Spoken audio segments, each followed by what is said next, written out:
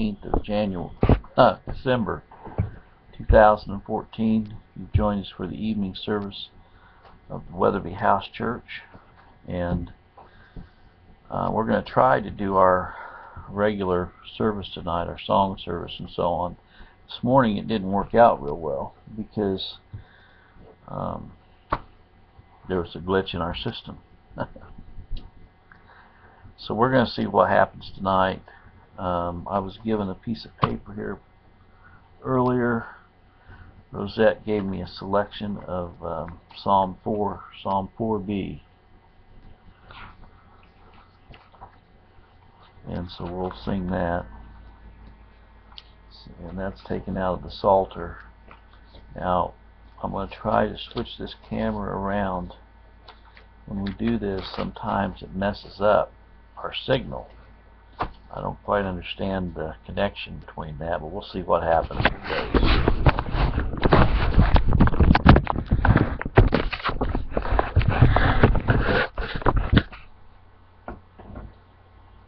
Okay. Answer when I call, oh, God who justifies. In my stress you freed me, here embrace my cries. Sons of men, how long will you my glory shame? Will you love what's worthless? Will lies be your aim? Know the Lord his saints has set apart in grace, and the Lord will hear me when I seek his face. Tremble in your anger, yet from sin depart. On your bed in silence, speak within your heart.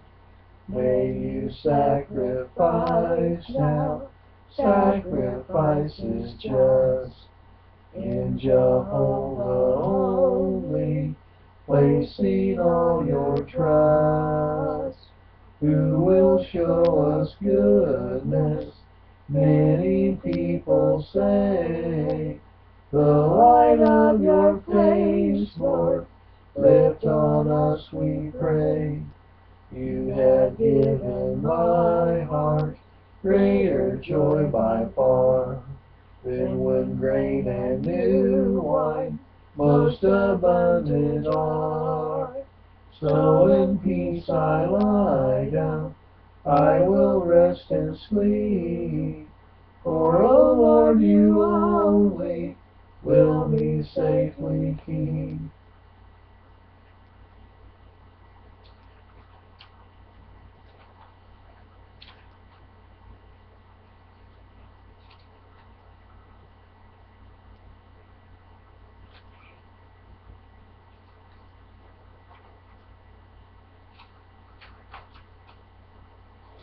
Okay, well, let's sing 436 in the hymnal. 436.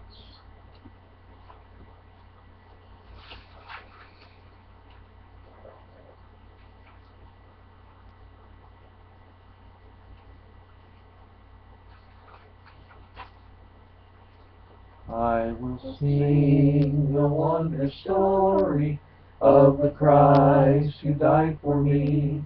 How he left his throne in glory for the cross of Calvary. Yes, I'll sing the wondrous story of the Christ who died for me. Singing with the saints in glory, gathered by the crystal sea. I was lost, but Jesus found me, found the sheep that was astray. Through his loving arms around me, drew me back into his way. I was bruised, but Jesus healed me, faint was I from many a fall. Sight was gone and fears possessed me, but he freed me from them all. Days of darkness still come o'er me, sorrows past I often tread, but the Savior still is with me, by His hand I'm safely led. He will keep me till the river fills with waters at my feet. Then He'll bear me safely over where the onward I shall lead. Yes, I'll sing the wondrous story of the Christ who died for me. Sing it with the saints in glory, gathered by the crystal sea.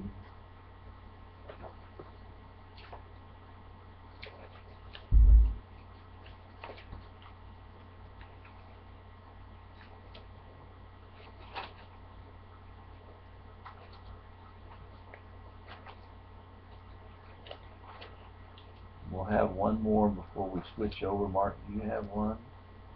Yeah, I'm looking for one in the Psalter right now.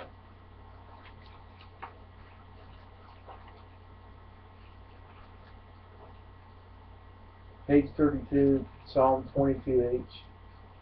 Okay, page 32, Psalm 22H.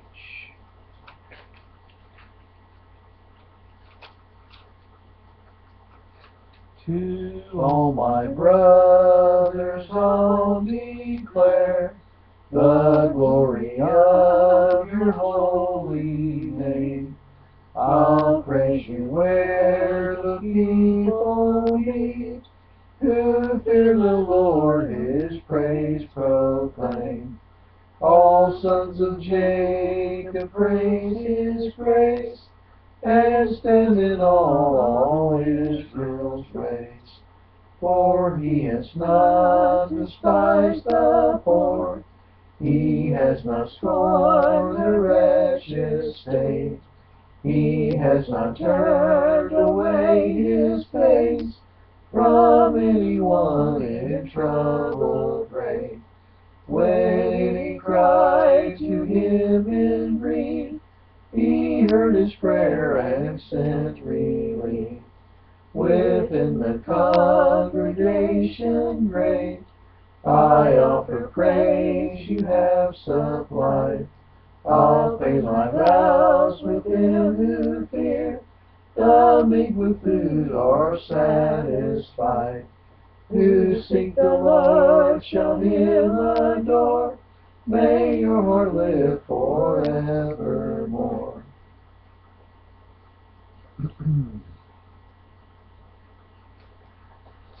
Dear Lord, we pray that you would be with us tonight in this service. We pray that you would continue to lead and guide and direct us in your word.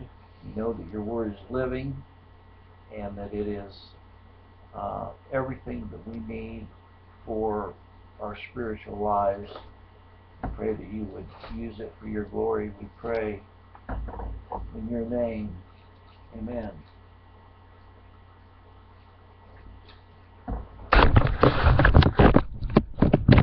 Well, tonight we're going to talk about something a little bit different than we have talked about for a long time, as far as the realities of the Christian life. And this is kind of a little bit different thought that we're having tonight, and that is that I want to look at a passage in the first chapter of Acts. First chapter of Acts.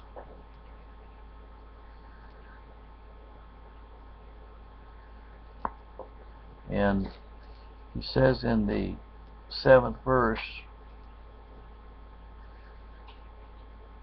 it says, let's start with verse 6. When they therefore were come together, they asked of him, saying, Lord, wilt thou at this time restore again the kingdom of Israel? And he said unto them, It is not for you to know the times or the season which the Father hath put in his own power. Now I want to also go down to look at a passage. Let's see if I can find it here.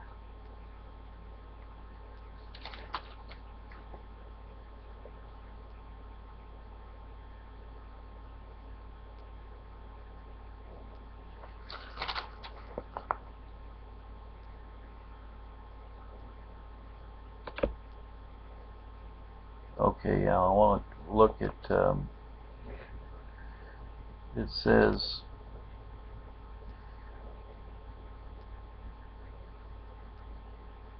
in the 9th verse, and when he had spoken these things, while they beheld him, he was taken up, and a cloud received him up out of their sight. And while they looked steadfastly toward heaven as he went up, behold, 2 men stood by them in white apparel, which also said, Ye men of Galilee, why stand ye gazing up into heaven? This same Jesus, which is taken up from you into heaven, shall so come in like manner as ye have seen him go into heaven. Now, there is a lot of talk right now about, the secret rapture. We've talked about it, about the fact that we're not going to have to go through the tribulation, and how that when Jesus comes back, he's, it's going to be a secret. Now, there were quite a number of people that were there witnessing him going up into heaven. And also in Scripture it tells us that when he returns, every eye shall see him, and they will look upon him whom they pierced. It says here, Ye men of Galilee, why stand ye gazing up into heaven? The same Jesus which is taken up from you into heaven shall so come in like manner, as you have seen him go into heaven. Now, that means to me that there's not going to be a secret rapture. When Jesus comes back, it's not going to be a secret. And also, the thing that I want to point out here is that in the beginning we read that he said unto them, It is not for you to know the times or the seasons which the Father hath put in his own power. And that was a response to their question to him, When wilt thou, Lord, wilt thou at this time restore again the kingdom of Israel? Well, we know that he did not restore the kingdom of Israel at that time. And there's a lot of people talking about the restoration of the kingdom of Israel. And a lot of people have criticized me for trying to spiritualize Israel. Now, I have no problem spiritualizing Israel, and I'll tell you why. Because there's a scripture that says, They are not all Israel that are of Israel. It says that he is a Jew who is one inwardly, circumcision of the heart. And this restoration of Israel, how many times have we heard about the 1948 when Israel returned as a nation, the state of Israel? How many times have we heard about the 1967 war? And so on. And I want to say this, that the state of Israel Why do you think that Jacob had his name changed? You ever thought about that? Why did Jacob have his name changed from Jacob to Israel? Have you ever thought about that? I think that it is a significant question that needs to be answered. We know that Abram had his name changed to Abraham. We know that Sarai had her name changed to Sarah. And I knew a fellow one time that got his name changed. And the reason he got his name changed is he didn't want to be tracked. He didn't want people to run him down. He was trying to hide something. But that's not why Jacob had his name changed. Even though you know what Jacob's name meant? Supplanter. Deceiver.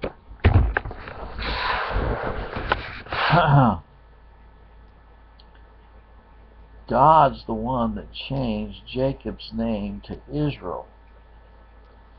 And I believe it was a spiritual mark that he put upon Jacob by changing his name to Israel. To signify, now people say, how can you prove this? Well, I'm going to just state this. To signify that Jacob was his elect. Jacob have I loved. Did you notice Esau did not get his name changed? You notice that? Esau never had his name changed. Why was that? If God was to change Jacob's name, and they were both born of the same mother, in the same mother's womb, why was not Esau's name changed? You say, well, what's your point? Well, my point is this.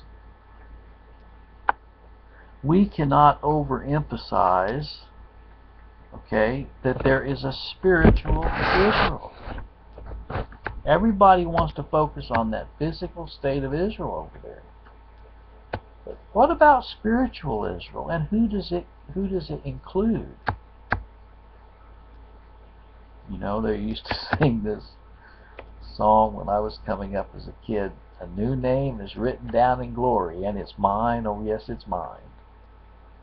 Well,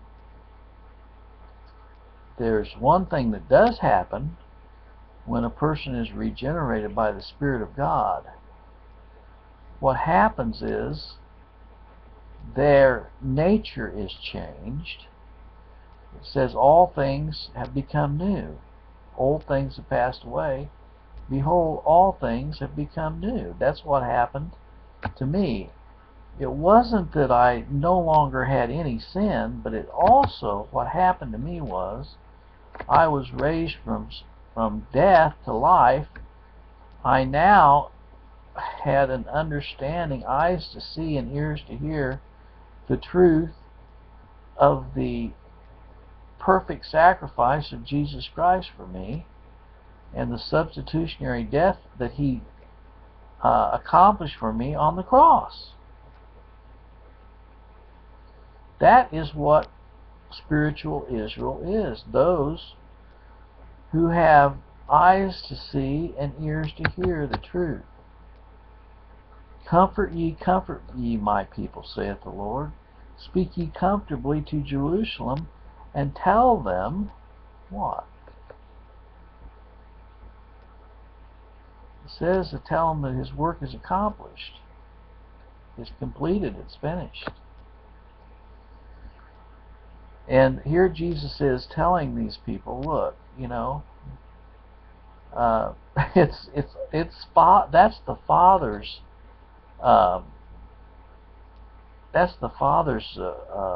business to determine when he will restore Israel, the kingdom of Israel. Okay? Now there's another scripture that talks about the final restoration of all things. We have a big movement here in the area that we live in, because we don't live that far from Independence, Missouri. And of course, Independence, Missouri houses not only the Mormon Church, but it also houses what used to be the reorganized Church of the Latter-day Saints, now the Community of Christ. And they also have a splinter group called the Restoration Movement. That's not what it's talking about here in the restoration of Israel. And you say, well, you just spiritualize everything. Well, if we go back, we'll find in Scripture that it says that the final restoration of all things is going to be accomplished not in this life, not in this world, not in secular and temporal governments, but it's going to be accomplished where and when? It's going to be accomplished in the New Jerusalem. Now, a lot of people say, "Oh, that's really a stretch, Larry. I mean, don't you believe in the millennial reign and the 1,000-year reign of Christ and all?" I'm talking about the final restoration of spiritual Israel. That's what this subject is about tonight. The final restoration of spiritual Israel. And I know that I'm going to probably catch it from the dispensationalists that are going to set me straight about this. Go ahead. Listen, I've heard it all. Okay? I've gotten your emails where you want to make it a physical kingdom. My glasses are a little messed up there. Sorry about that. Now let's just read this. I want you to go with me to the last chapter in Revelation. And it says, "And he showed me a pure river of water of life, clear as crystal, out of the throne of God and of the Lamb, in the midst of the street of it, and on either side of the river was there the tree of life, which bare 12 manner of fruits, and yielded her fruit every month, and the leaves of the trees were for the healing of the nations." This is the restoration of spiritual Israel.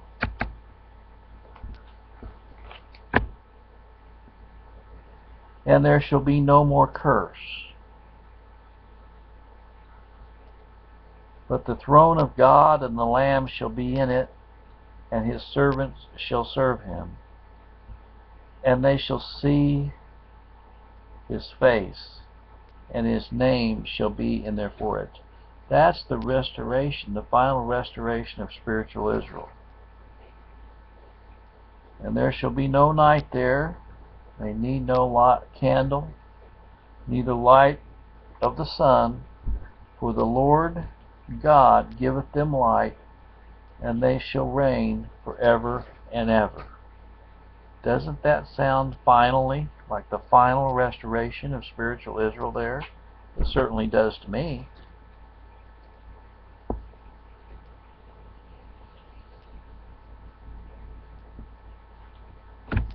"And he said unto me, These things are faithful and true.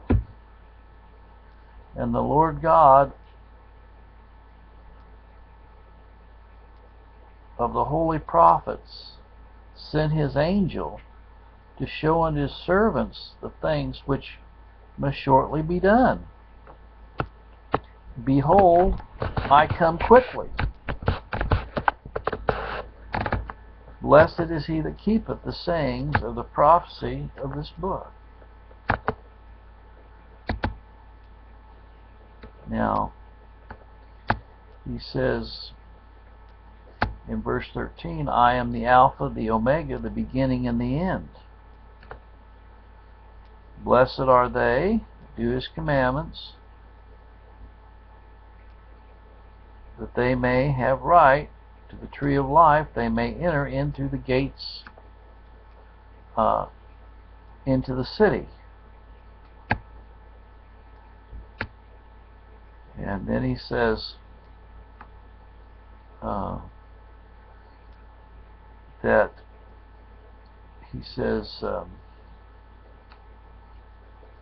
I, Jesus, sent my angel, verse 16, to testify unto you these things in the churches. He's speaking to spiritual Israel here. I am the root and the offspring of David, and the bright and morning star. So tonight I wanted to talk about this because there's so much confusion about this physical place over in Jerusalem, this state of Israel that's run by the Jesuits. That's, you know, you've got this prime minister over there and president that are sold out and controlled by the Roman Catholic Church and the Jesuits, and we're going to try to put spiritual implications on something that is absolutely blasphemous. You say, well, God can save all of Israel. God can do anything He wants to do. But all of Israel will be saved. And I'm not talking about every single person over there in the state of Israel is going to be saved. I'm talking about all of spiritual Israel will be saved. You say, well, are you talking about every physical descendant of Abraham? No, I'm not. Any more than I'm talking about when I talk about that Jesus Christ died for the sins of His elect, meaning every person without exception in the world. You know, a lot of people need to check their brains in at the door, I guess, because when you say all of Israel are going to be saved, I'm going to ask you a question. Does that mean every physical descendant of Abraham? Neil Diamond, is he going to be saved? I don't know. How about Rabin? What about all the other Jews that we've known that have been participating in reprobate activity? You know, Silverstein, and how about all the Friedmans and the Greenbaums and the Goldsteins and all? Say, you're anti-Semitic. No, I'm not. What I'm trying to say is that every physical descendant of Abraham is not going to be saved. Now, I have also asked this question before. Is Esau, was he a descendant of Abraham? Is Esau an Israelite? Would Esau be included in all of Israel will be saved? Now, if you say yes, then you're absolutely in denial of what Scripture says, because that's not what Scripture says about Esau. And if you have one exception, then you have a problem with your definition of all of Israel being saved. You know, was Judas a Jew? Was Judas a physical descendant of Abraham? Was Judas a member of the Israelites? Is Judas included in that all of Israel will be saved? What about some of the most notorious Jews out there? Let's take one that everybody knows about. What about Sigmund Freud? Is Sigmund Freud an Israelite? Is he included in all of those, that definition, all of Israel will be saved? What about some of the other Jews? You say, well, why are you bringing this up? Because I want you to think about these dispensationalists that say that all of Israel is going to be saved. all the physical descendants of Abraham are not going to be saved,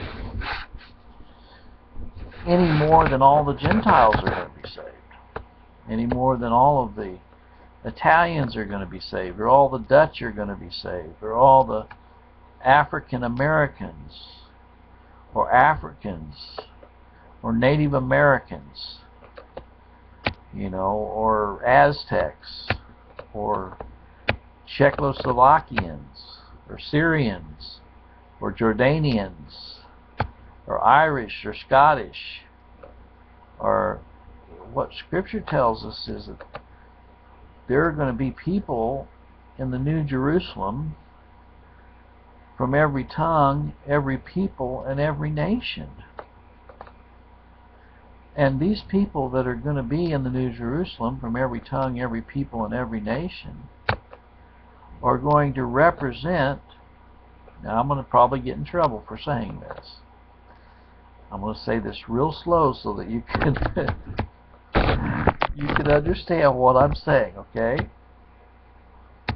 Those people from every tongue, every people, and every nation, the elect that are going to be in the New Jerusalem, are going to represent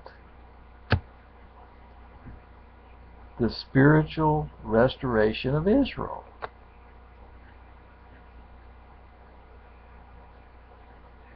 They are going to be represented in that.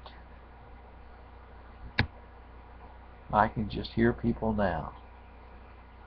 How can you say that Irish and Scottish and Spanish and Italians are represented in the restoration of Israel?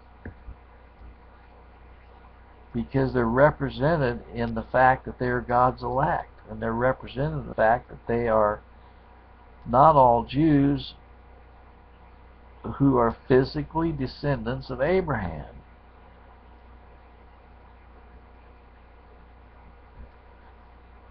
Well, Jesus Christ is the one who died on the cross, and the Father, the Son, and the Holy Spirit are the ones who have determined who would be recipients of His grace. And it's my desire that, and this I think is a correct desire, a correct spiritual desire. It's my desire that, and it really doesn't matter whether I desire it or not, but since I'm one of God's elect, I think it's appropriate that I have this desire. And you might say, well, what desire are you talking about? And I answer saying, my desire is that all for whom Christ died for would be represented in the final restoration of Israel.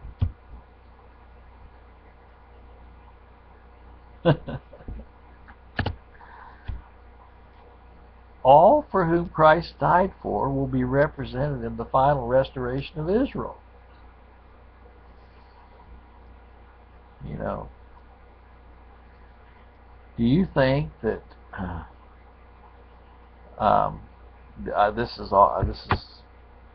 I'm trying to get you to think about this. When we're in the New Jerusalem and we're, you know, seated at the marriage supper of the Lamb, do you actually think that there's going to be a corner, okay, roped off that says for Jews only? This is for Jews only here. Get over there, Gentiles, you goyim. Get over there. I don't believe it. Because that's exactly what Peter and Paul went to task over. That's what Peter was trying to set up right in Galatians. And he was trying to require that the Gentiles have to be circumcised if they're going to be a part of our little club. And Paul didn't like it very well. And there's a whole group of people out there that are trying to say the Jews, okay, are going to have a better place in heaven and better rewards and better mansions and, you know, closer to the throne. Their mansions are going to be closer to the throne. And you know, I remember when I was coming up. I think it was my mom used to sing this song, something about, you know, I want a mansion just over the hilltop in that bright land, you know. And I was kidding around a number of years ago, and I said, just give me a mobile home in heaven. I don't care if I have a mansion, just give me a mobile home up there. If they want to call me trailer trash in heaven, that's fine. Because I'm going to be content to be in the presence of my Savior. You say, well, what's your point in saying that? Well, my point is this. There's these people that want to talk about how big their mansions are going to be in heaven. I heard Jesse Duplantis say the other day how God showed him the mansion he built for him, and it had crown molding all around it, and it had gold layered tables and everything else. And that's the same kind of people that are promoting signs and wonders and the physical restoration of all of Israel and the physical seed of Abraham. I don't buy it. I don't buy it. You know, when people get into this temporal physical seed and this physical kingdom and this physical, you know, I've heard people tell me, they say, well, wait a minute, the scripture says that he's able to graft them back in again. Yes.